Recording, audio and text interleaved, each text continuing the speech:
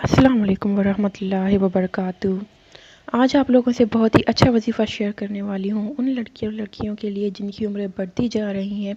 لیکن رشتے آنے کا کوئی نام ہی نہیں ہے، شادی کے کوئی چانسز ہی نہیں بن رہے، رشتے نہیں آ رہے، اچھی خاصی شکل اور سیرت ہونے کے باوجود بھی کوئی رشتہ نہیں آتا، یا رشتہ آتا ہے تو رشتے کے سبب نہیں بن پاتے، رشتہ ہو نہیں پاتا، مطلب کہ آتے ہیں دیکھ جاتے ہیں اور بٹ ہوتا نہیں ہے۔ تو اس مسئلے کے حل کے لیے بہت ہی اچھا وظیفہ بتاؤں گی انشاءاللہ تعالی، اللہ پاک آپ کی غیب سے مدد کریں گے، اور اس وظیفے کی مدت میں آپ لوگوں کے لیے اللہ تعالی غیب سے اچھے رشتے اور آپ کے لیے غیب سے مدد فرمائیں گے۔ وظیفہ کچھ اس طرح سے ہے کہ سب سے پہلے آپ نے 5 وقت کی نماز کی پابندی لازمی کرنی ہے، 5 وقت کی نماز پابندی سے پڑھیں، پھر اس کے بعد عشاء کی نماز کے بعد آپ نے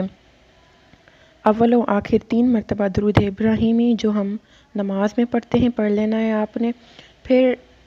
3 مرتبہ درود پاک پڑھ لیا، پھر اس کے بعد آپ نے 41 مرتبہ سورہ اخلاص پڑھنی ہے۔ سورہ اخلاص ہوتی ہے قل هو اللہ احد اللہ الصمد، یہ والی سورت، ٹھیک ہے؟ تو آپ نے 41 مرتبہ 41 ٹائمز آپ نے یہ سورت پڑھنی ہے، پھر آخر میں 3 مرتبہ درود پاک پڑھ کر اللہ پاک سے اپنے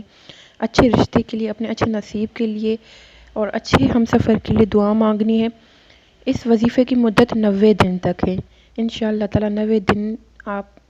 90 دن میں آپ کے لیے بہت ہی اچھے رشتے آئیں گے، جہاں آپ کا نصیب ہوگا وہاں آپ کے لیے راستے کھل جائیں گے، اللہ تعالیٰ آپ کی غیب سے مدد فرمائیں گے اور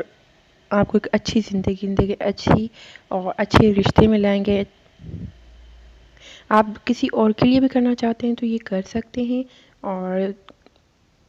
پھر اس انسان کا جس کے لیے آپ یہ وظیفہ کر رہے ہیں اس کا نام لے کر دعا میں اس کے لیے دعا کریں، تو انشاءاللہ تعالی اللہ آپ لوگوں کے لیے بہت ہی اچھے سبب بنائے گا، رشتے کے لیے خود ہی سبب بنتے جائیں گے، آپ کے راستے پورے آسان ہوتے جائیں گے۔ بلا ناغہ آپ نے 90 ڈیز اس وظیفے کو کرنا ہے، بالکل بھی نہیں چھوڑنا۔ کسی مجبوری کے تحت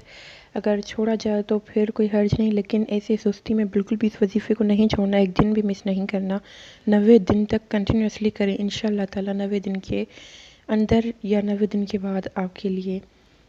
اللہ پاک سبب بنائیں گے اور آپ کے راستے پورے آسان کریں گے۔